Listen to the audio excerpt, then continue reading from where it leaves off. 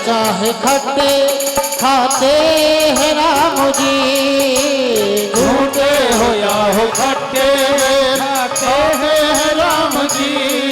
ओ झूठे हो चाहे खट्टे खाते हैं राम जी, झूठे हो या हो खट्टे खाते हैं राम जी। लक्ष्मण के पीछे फेंके, लक्ष्मण के पीछे फेंके, देखे न राम जी।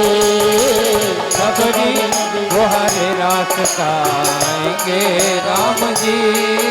वो मेरा विधर्म जीवन बनाएंगे राम जी।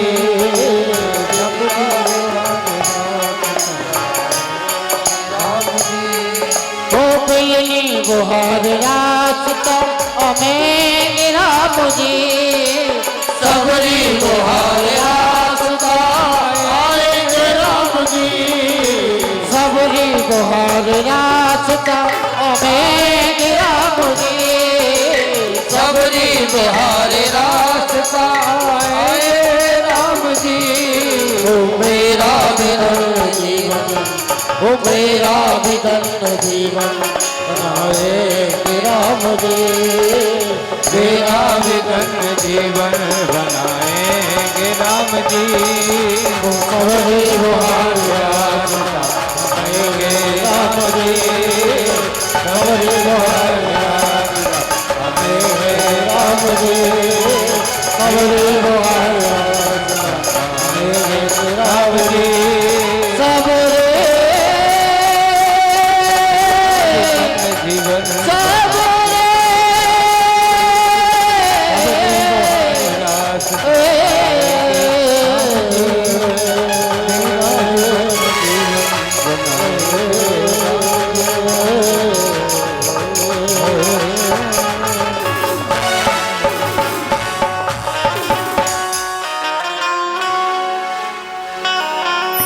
बोलिए सीतारामचंद्र भगवान की।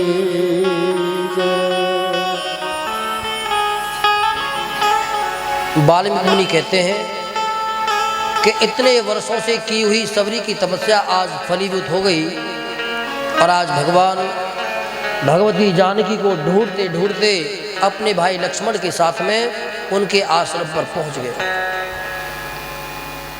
भगवान जब पहुंचे तो एक बार तो भगवान के दिव्य स्वरूप को देख करके उसको आश्चर्य हुआ, लेकिन जो जो गुण जो जो प्रभाव मतंग मुनि ने उनको बताए थे, वो जब सभी लक्षण जब भगवान में देखे तो भगवान के चरणों में गिर पड़ी महाराज। अपने नेत्र के जलों से भगवान के चरणों को धो दिया, अपने घर में ले गई। अपनी कुटिया में कोई भी ऐसा स्थान उसको उचित दिखाई दिया ही नहीं कि जहाँ पर वो भगवान को बैठा सके। फिर जैसे तैसे करके एक फटी पुरानी चटाई बिछी थी, उसी को झाड़ करके बिछाया, भगवान को उसी के ऊपर बैठाया। अर्घपाद्य के द्वारा भगवान का अर्घ निवेदन किया, भगवान का पूजन किया। भगवान के लिए दिव्य पुष्पों की माला भगवान के चरणों में भेंट करी और चुन चुन करके लाए हुए बेर भगवान को भेंट किए। कपित फल मुक्तानाम रामम लक्ष्मणयोर्गृहे। भगवान राम ने उनके वेरों को पाया। यहाँ पर भगवान ने सबरी को नवधा भक्ति का ज्ञान दिया है। देखो, एक रास्ते पर जाने के मार्ग कई हो सकते हैं, एक मंजिल पर जाने के रास्ते अलग अलग हो सकते हैं, लेकिन मंजिल तो केवल एक ही है, भगवान के चरण। उसी प्रकार नवदा भक्तियों के अपने अपने भाव हैं, अपने अपने स्वरूप हैं। श्रवणम कीर्तनम यस्म स्मरणम पाद सेवनम। जिन नवदा भक्तियों का वर्णन श्रीमद् भागवत महापुराणांतर्गत कपिल मुनि ने अपनी माँ देवहूति को बताया था, उन्हीं नवदा भक्तियों के बारे में यहाँ पर भगवान देवी सबरी को बताते हैं। लेकिन पहली भक्ति जो सबसे ज़्यादा श्रेष्ठ है वो कौन सी है? श्रवणम कीर्तनम। पहली भक्ति है श्रवण, पहली भक्ति है श्रवण। श्रवण जब भगवान की कथाएं और ये सुनेंगे किनके संग? अब तुलसीदास बाबा कहते हैं कि प्रथम भगति संतन कर संगा। पहली भक्ति कौन सी है? संतों के संग। जब संतों के संग रहेंगे तो सत्संग मिलेगा, और जब सत्संग मिलेगा तो भगवान के बारे में जानेंगे, भगवान के गुणों के बारे में, भगवान के प्रभाव के बारे में, भगवान के स्वभाव के बारे में। अब संत कौन है? तो जरूरी नहीं कि लाल पीले कपड़े पहनने वाला व्यक्ति संत ही हो। जो धर्म का आचरण करने वाले हैं, जो अपना जीवन धर्म की शैली से व्यतीत करने वाले हैं, वो लोग जो धर्मज्ञ हैं,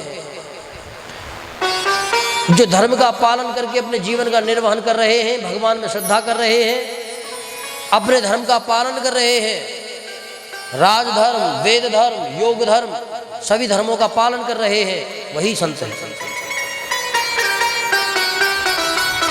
नवदा भक्ति का ज्ञान देकर के जब भगवान जाने लगे तब सबरी ने कहा कि प्रभु अभी मत जाइए, थोड़ा रुक जाइए। क्यों? क्योंकि तुम आए तो तुम हो, लेकिन जाऊंगी मैं तुमसे पहले, तब तुम यहाँ से जाना। तो यहाँ पर सबरी ने बढ़िया दिव्य चिता तैयार की है महाराज, और अपने योग बल के आधार पर उसमें अग्नि प्रज्वलित करी, और भगवान के चरणों का ध्यान करके भगवान की रूप मनोहर छवि को अपने हृदय में रख करके अग्नि को स्वीकार किया है। और देखते ही देखते वो पंच तत्व में लीन हो गई, और भगवान ने उसके ऊपर दया करके भगवान ने अपना निज धाम उसको प्रदान कर दिया। बोलिए भक्तवत्सल भगवान की। ये भाव होता है भक्त्या तुस्सति केवलम न च गुणै भक्ति प्रियो माधव। हम भगवान की भक्ति भी करते रहे और मन में कामनाएं भी करते रहे। मैंने अभी आपसे निवेदन किया था कि सीता ने कहा था कि प्रभु मुझे कुछ नहीं चाहिए, मुझे ले चलो, बस ले चलो, कुछ नहीं चाहिए, तुम जैसा रूखा सूखा दोगे खा लूँगी। आज तक तुमसे कभी कुछ कपड़े कुछ भी नहीं कहूँगी, कुछ मांगूंगी नहीं, कुछ बोझ नहीं भरूंगी। अब मांग लिया बस भगवान से कि सोने का हिरण लेके आओ। जब उसके मन में कामनाएं जागी तो भगवान ने अपने से दूर कर दिया उसको, क्योंकि अब तुम्हें केवल कामनाओं की आवश्यकता है। हमें ठीक है जीवन मिला है तो जीवन में जो जीवनोपयोगी वस्तुएं हैं उनकी आवश्यकता है, लेकिन हमें इन बातों का भी भरोसा करना चाहिए कि जब एक छोटा सा बच्चा जो कुछ नहीं कर सकता, कुछ कह नहीं सकता, अरे जब भगवान ने उसकी सेवा के लिए उसकी माँ को बना रखा है? कुछ कहेगा नहीं, कुछ बोलेगा नहीं, लेकिन माँ को भगवान मति देते हैं। भाई कंप्यूटर तो नहीं है क्या, सॉफ्टवेयर उसमें भर के डाल रखा है, भगवान ही तो मति देते हैं। माँ ने सोचा कि भैया इतना टाइम हो गया, सुबह से दूध नहीं पिया, वो चलो दूध पिलाओ। ये टाइम हो गया, चलो इसको पोटी कराओ, इसको स्नान कराओ। तो ये प्रेरणा देने वाले कौन है? भगवान है। तो हमें ये बात रखनी चाहिए कि हमारे जीवन में जो सुखोपयोगी जो वस्तुएं हैं भगवान उसकी व्यवस्था करेंगे। अरे जो लोग जंगलों में रहते क्या उनको भोजन नहीं मिलता? भोजन मिलता है। एक प्रसंग,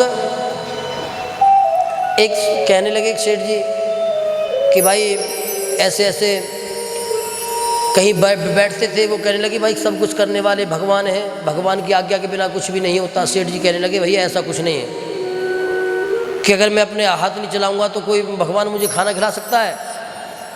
अब उन्होंने केवल एक बात ये कही कि भाई करने वाले सब भगवान ही है। ये प्रसंग मैंने कहीं पढ़ा था, मुझे बहुत अच्छा लगा। अब दोनों में शर्त हो गई भैया। अब तो सेठ जी जंगल में जाकर के बैठ गए, मैं भी देखता हूँ कि भगवान कैसे मुझे खिलाने आता है। अब अंधेरे का समय हुआ तो वो पेड़ के ऊपर जाकर के बैठ गए। वाजगे से कुछ लोग जा रहे थे, आकर के बैठे पेड़ के नीचे, तो उनका खाना रखा रह गया वहाँ पेड़ के नीचे। अब कुछ देर के बाद में क्या हुआ कि कुछ डकैत चोर लोग वहाँ पे आ गए। अब चोर लोगों ने वहाँ खाना रखा हुआ देखा तो कहने लगी भाई ये खाना किसका है? तो चोर सोचने लगी कि ये भाई खाने को खाओ मत, क्या पता इसमें विष हो। हम जो पैसा चोरी करके लेके आए हैं तो किसी ने यहाँ पर भी भोजन रख दिया, उसमें विष होगा कि हम इसको खाएंगे हम मर जाएंगे, और ये जो चोरी का जो धन लेकर के आए उसको वो ले जाएगा। अब एक कहने लगा कि भैया ये भोजन कौन रख के गया होगा। अब एक की दृष्टि जो है महाराज ऊपर सेठ जी बैठे थे उसके ऊपर चली गई कि देख देख देख वो बैठा ऊपर, ये खाना उसी ने रखा होगा। अब वो हाथ जोड़ करके कहता है कि भैया ये खाना मैंने नहीं रखा। उसको अब नीचे उतरे नहीं, अब पत्थर मारे उसमें, अब जैसे तैसे वो उतरा नीचे कि खाना तूने रखा होगा, इसमें विष मिला रखा है तूने हमको मारने के लिए। अब वो कहता है कि भैया मेरा खाने से कोई लेना देना नहीं है, मैंने नहीं रखा ये, कि नहीं तूने रखा होगा। अब वो कहते क्या करें, तो एक कहता है कि पहले इसी को खिलाओ। अब वो कहता है कि जब कुछ भी करो मैं खाना नहीं खाऊंगा। क्या तू खाएगा कैसे, नहीं रुक जा। अब दो ने उसके पैर पकड़े, दो ने उसके हाथ पकड़े, मुंह खोल के महाराज जबरदस्ती खाना दे दिया। अभी तक तो ये कह रहा था जब कुछ भी हो जाए मैं खाना नहीं खाऊंगा, तो देखो भगवान ने क्या व्यवस्था करी है, तू खाएगा नहीं लेकिन भगवान ने खिलवाई दिया तुझे। तो सब व्यवस्था करने वाले भगवान हैं। तो केवल थोड़े से सुख के लिए, थोड़े से इस प्रकार के व्यवहार के लिए हमें लोगों से व्यवहार खराब नहीं करना चाहिए। माताओं से, पिताओं से, भाइयों बंधुओं से व्यवहार खराब नहीं करना चाहिए। किसी से वैर नहीं करना चाहिए, किसी से घृणा नहीं करनी चाहिए। ये जीवन की यात्रा है। रात को तुम्हारा किसी से झगड़ा हुआ और बेचारा सुबह को चला गया, तो तुम्हारे मन में हमेशा खेद रहेगा कि यार बता, अच्छी खासी बातें थी, रात ही बात बंद हुई, देखो सुबह चला गया। एक वो पूर्णिमा साध्वी जी भजन गाती है, ए वे रुसियाना कर मेरी जान सजना, सब सुनते होंगे। एक दिन छोड़ जाना है जहान सजना। तो ये तो चाहे परमात्मा के निमित्त हो, चाहे संसार के प्राणियों के निमित्त हो, किसी न किसी रूप में हम सभी एक दूसरे के संबंधी हैं। अब कितनी लंबा संबंध जुड़ेगा, कहाँ से जुड़ेगा, ये तो केवल परमात्मा जानते हैं। चलो कोई संबंध समझ में आए नहीं आए, केवल एक संबंध तो समझ में आए कि जो जीवात्मा तुम्हारे अंदर है वो जीवात्मा हमारे अंदर भी है और सबके अंदर है। ये संबंध सबसे बड़ा मजबूत है। बोलिए सीतारामचंद्र भगवान की जय। मतंगा ऋषि की शिष्या ने, सबरी ने अपने प्राणों का त्याग कर दिया और भगवान के निज धाम को चली गई महाराज। भगवान उसके आश्रम से आगे बढ़े हैं। अब ऋषिमुख पर्वत के पास में जब भगवान पहुंचे अपने भाई लक्ष्मण के साथ, मुनियों का वेश है, धनुष बाण है। अब क्या हुआ कि दूर ऋषिमुख पर्वत के शिखर पर सुग्रीव बैठा हुआ था, वानरराज सुग्रीव। उस सुग्रीव ने जब दूर से आते हुए दोनों राजकुमारों को देखा, भगवान राम और लक्ष्मण को, तो बस डर गया। मन में सोचने लगा कि हो इसका मतलब ये हो ना हो, ये मुझे ही मारने के लिए आ रहे, ये बाली ने भेजे होंगे, मेरा शत्रु जो बाली है मेरा भाई, उसी ने भेजे होंगे। तो क्या करे, तो ज्ञातव्य मारुता युद्रम, हनुमान जी को बुलाया कि हनुमान जी एक काम करो भैया, तुम जाओ। क्यों? क्योंकि तुम कौन हो? हनुमान जी कौन है? बोले बुद्धि मताम वरिष्ठम, बुद्धिमान है हनुमान जी। वो तो लंका में जाकर के वो कहते हैं कि प्रातःकाल जो नाम ले हमारा, और उसको मतलब जो हमारा सुबह उठ के नाम ले लेता है तो उसको भोजन नहीं मिलता। वो तो हनुमान जी की दैन्यता है। जैसे कि तुलसीदास बाबा अपने आप को सठ बतलाते हैं, तो क्या तुलसीदास सठ हैं? जिन्होंने रामचरितमानस लिख दी, क्या वो सठ हैं? लेकिन ये भक्त का भाव है। हनुमान जी को बुलाया कि भैया जाओ और ऐसे ऐसे करके अपने रूप को छिपा करके जाना कि अचिंत्यात्मत कुलाकाराम दृष्टवाम रूपति महाकपि, हे कपियों में श्रेष्ठ कपीश्वर, हे हनुमान तुम जाओ, क्योंकि तुम बुद्धि के बल के और बुद्धि के निधान हो, ज्ञान में अग्रगण्य हो, ज्ञान नामक गणन्यम। हनुमान जी गए, रूप को बदला, ब्राह्मण के वेश में गए। अब देखो किसके वेश में जा रहे हैं? रूप बदल करके जा रहे हैं। अरे उनको ये समझना चाहिए कि जब भगवती सती सीता के रूप में आई थी तो क्या भगवान से बच पाई थी? हैं? सीता के रूप में आई, प्रणाम किया कि देवी अकेली कहाँ घूम रही हो, बाबा कहाँ है? पहचान लिया सीता जी का, सती का चेहरा भक्त हो गया कि बताओ मुझे इस रूप में पहचान लिया। तो यहाँ पे देखो हनुमान जी रूप बदल करके आ रहे हैं, निवेदन किया प्रभु कौन है आप? भगवान ने कहा कि जब ये हमसे अपना परिचय बदल करके बदला दे रहे हैं तो फिर हमें भी अपना परिचय छुपाना चाहिए। कि राजपुत्रेण सूरेण यनसौ यनसाग्रजी, कि हमारे बारे में पूछने वाले पहले आप बताओ कि तुम कौन हो? कि भैया मैं तो भगत हूँ, ब्राह्मण हूँ, और यहाँ से निकला चला जा रहा था, तुमको देखा, दर्शन किए, तो मन में विचार आया कि पूछ लो। हनुमान जी ने जब ये बातें कही तो राम जी को बड़ा बुरा लगा। राम जी ने कहा कि देखो ये मुझसे कपट कर रहा है। अब कपटी आदमी से तो भगवान वैसे भी बात नहीं करते। तो भगवान ने कहा कि लक्ष्मण तुम ही बात करो, उससे मैं बात नहीं करूँगा। लक्ष्मण जी बातें करते कि भैया बताओ कैसे? तब उन्होंने परिचय दिया, क्योंकि कपटियों की नाक तो हनुमान लक्ष्मण ही काटते हैं। तो लक्ष्मण जी कह दिया कि तुम ही जाओ इसके पास, तुम ही बात करो। तब लक्ष्मण ने अपना परिचय दिया है कि दशरथ पुत्रेण धारिते वनम कृत्वा भार्यां सह अनुमोदिनम,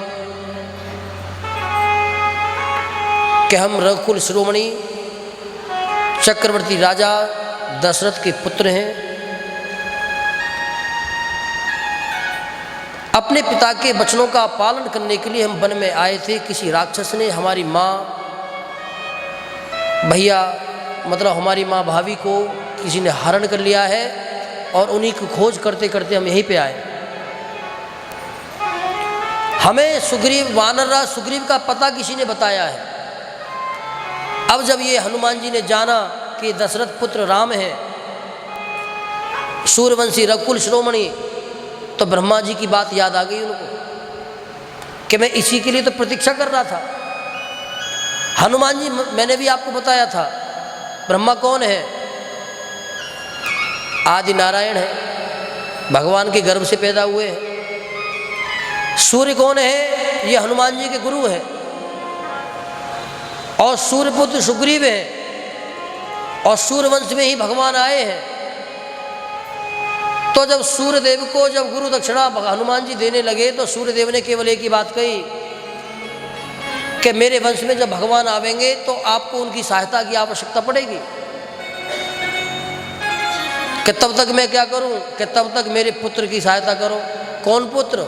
सुग्रीव, क्योंकि सुग्रीव ही सूर्य के अंश से प्रकट हुए थे। तो अब हनुमान जी समझ गए कि ओहो ये तो वही हैं। बिना विलंब किए भगवान के चरणों में गिर पड़े, बोले अचिंत्यात् मद्भ्रूकाराम श्री रामम दर्शनोत्सुकाः आसीद् विषण्णो दृष्टच्च सर्वथा समलंकृताम्। चरणों में गिर पड़े कि प्रभु मैं तो आपके चरणों का दास हूँ। अपने वेश में हनुमान जी आ गए, भगवान के चरणों में गिर पड़े। सारी बातें जो सूर्य भगवान ने उनको बतलाई थी, सारी बातें भगवान को बतलाई।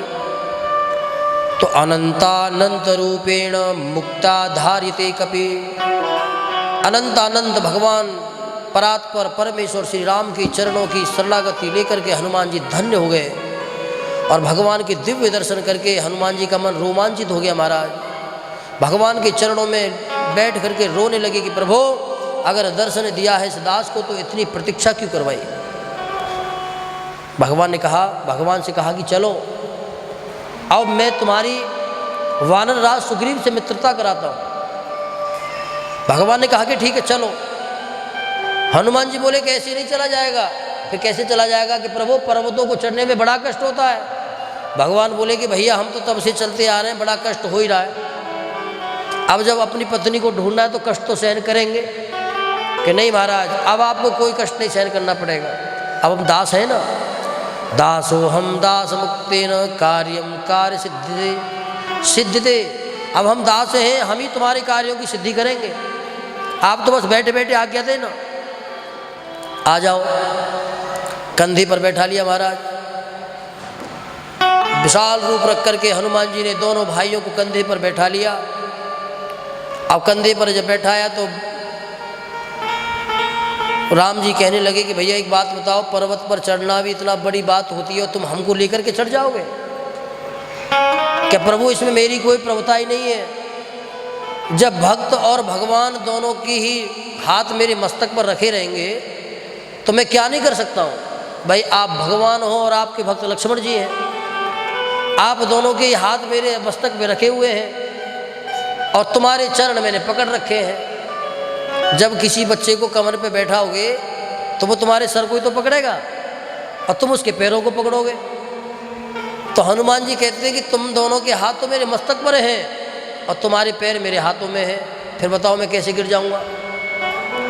भगवान हनुमान जी की बात को सुनकर के प्रसन्न हो गए, मन ही मन सोचने लगे। लक्ष्मण जी से कहते हैं कि कोई साधारण व्यक्ति नहीं है, बहुत बड़े प्रकांड विद्वान है ये।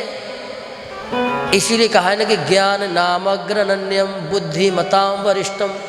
हनुमान जी के लिए तो बड़े बड़े विशेषण लगाए महाराज। वाल्मीकि रामायण ने इतने बड़े बड़े विशेषण हनुमान जी के लिए लगाए। वाल्मीकि मुनि तो कहते कि ये बंदर है ना, बंदर, ये कोई साधारण बंदर नहीं है, बड़ा बुद्धिमान बंदर है। क्योंकि हनुमान जी के बल की और बुद्धि की प्रशंसा तो रावण भी करता है? रावण अंगद से कहता है कि एक बुद्धिमान बंदर है तुम्हारी सेना में। कौन? वो पूंछ वाला जो पहली बार आया था। हाँ, ये पूंछ का मतलब प्रतिष्ठा भी होता है, पूंछ का मतलब प्रतिष्ठा भी होता है। भाई हमारी वहाँ तक पूंछ है, ऐसे होता है नहीं होता, उसकी आगे वहाँ तक पूंछ है। अजी तुम हमारे गांव में पूछो हमारे बारे में, हमारे पूछो मतलब पूंछ, पूंछ का मतलब प्रतिष्ठा। तो जब हनुमान जी ने जब आग लगाई लंका में तो रावण ने अपनी प्रतिष्ठा को रावण की हनुमान जी की पूंछ से जोड़ दिया। रावण जितना हनुमान जी से चिढ़ता था उतना किसी से नहीं चिढ़ा महाराज। उनको देख करके बड़ा चिढ़ गया वो।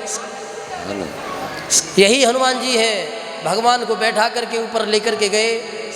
सुग्रीव ने आकर के भगवान के चरणों में प्रणाम किया है और महाराज अग्नि को साक्षी मान करके हनुमान जी ने भगवान राम और सुग्रीव की मित्रता कराई है।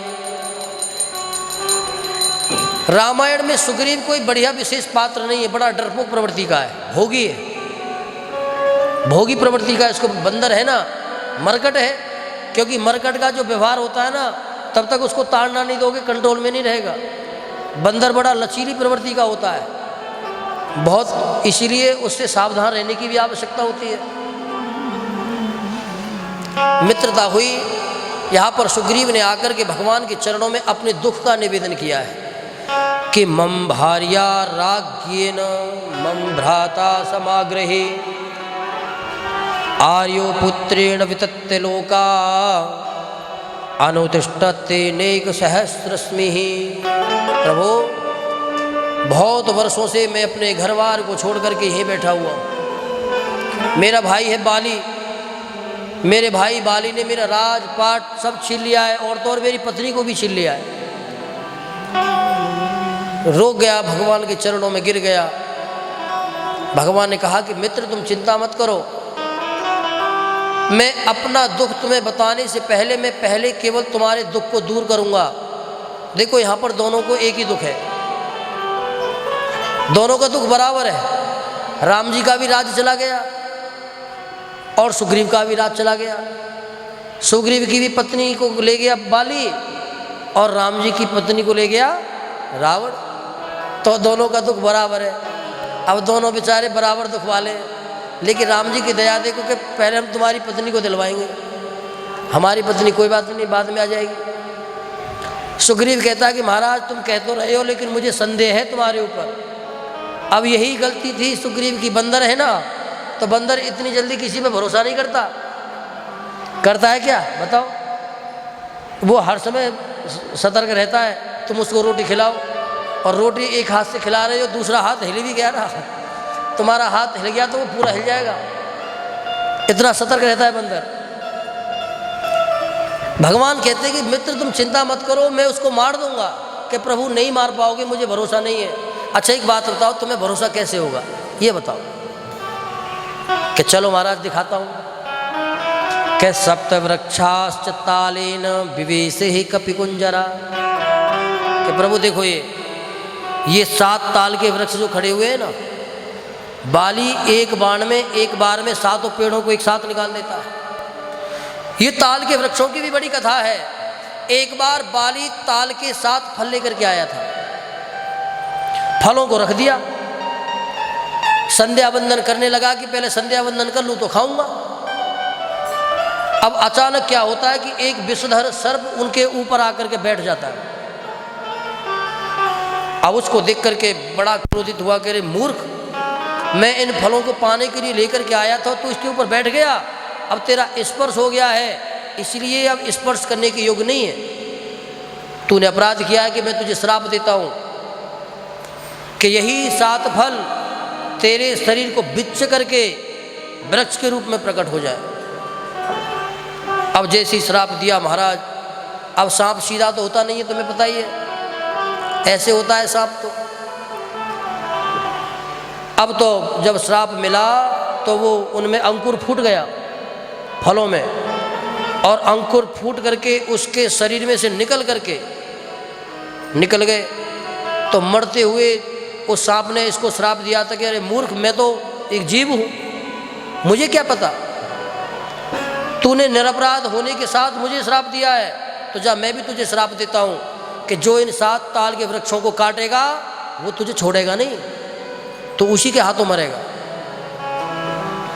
तो वो सीधे तो थे नहीं कि चलो ऐसा होता कि कोई निशानची व्यक्ति मारता तो 7 एक साथ कट जाते। वो ऐसे थे, एक यहाँ जैसे सांप होता है, ऐसी आकृति में थे। भगवान ने संकल्प लिया कि मम कौशिक के यथाग्राही, कि अगर मैं कौशिकी नंदन गुरु विश्वामित्र के चरणों में श्रद्धा रखता हूँ तो मेरा बाण इन 7 तालों के वृक्ष का भेदन करके रसातल को चला जाए। संकल्प लिया, जल छोड़ा, गुरु विश्वामित्र का ध्यान किया, और जैसे ही बाण का संधान किया महाराज, 7 ताल के वृक्षों का भेद करके काट करके वो बाण रसातल को चला गया। अब इसको देख करके हनुमान जी तो छलने लगे, बड़े प्रसन्न हो गए, लेकिन सुग्रीव के मन में अब भी भरोसा नहीं हुआ। सुग्रीव कहता है कि प्रभु थोड़ा भरोसा तो हुआ, लेकिन पूरा भरोसा अब भी नहीं हुआ। भगवान बोले कि फिर बता पूरा भरोसा कैसे होगा। लेके गए, दुंदुभी नाम के दैत्य की हड्डियां पड़ी हुई थी, जो बड़ा बलवान था, हड्डियों का पहाड़ी था पूरा। सुग्रीव कहता है कि प्रभु इनको, इस दैत्य को मार करके उन्होंने हड्डियों को इतनी दूर फेंका था, उसने हाथ से फेंका था, अब तुम पैर से फेंक के दिखाओ। अब देखो मित्रता में क्या क्या नहीं करना पड़ता, भगवान को कितनी पापड़ बेलने पड़े। अगर सीता नहीं गई होती तो क्या इतना कोई करता? कोई नहीं करता। हड्डियां फिकवाई, पेट कटवाए, भगवान ने इतने धर्म का पालन किया मित्र के लिए। अब भगवान ने मन में विचार किया, हनुमान जी को ये बात बहुत बुरी लगती है। हनुमान जी बार बार कहते हैं कि राजन भगवान की बात पर विश्वास करो, लेकिन उसको भरोसा नहीं हुआ। भगवान ने कहा कि मित्र कोई बात नहीं, तुम मेरे मित्र हो, तुम जैसा कहोगे मैं ऐसा करूँगा। भगवान ने जाकर के जैसे ही उन दुंदुभी नाम की राक्षस की अस्थियों के पहाड़ से पैर का स्पर्श किया, तो स्पर्श करने मात्र से ही वो दूर समुद्र में जाकर के गिर पड़ा। अब तो महाराज सुग्रीव को भरोसा हो गया कि महाराज बस अब समझ गया कि अब तुम कर सकते हो। लेकिन कहीं ना कहीं संदेह फिर भी उसके मन में था कि इन्होंने 2 काम कर तो दिए हैं, क्या पता बाली को मार पाएंगे कि नहीं मार पाएंगे। अब जब भगवान ने सोचा कि बेटे जब तू इतना खड़ने पर नहीं हो रहा है तो चल थोड़ा दंड तो ले ही ले, भगवान ने जैसे तैसे तैयार करके उसको भेजा कि तू जा तो सही बाली के पास। बाली के पास गए, ललकारने लगा, बाली आया महाराज, और बाली ने इतना उठा उठा के पटका उसको, इतना मारा, गदाएं पकड़ पकड़ करके, उसके बाल पकड़ करके उसका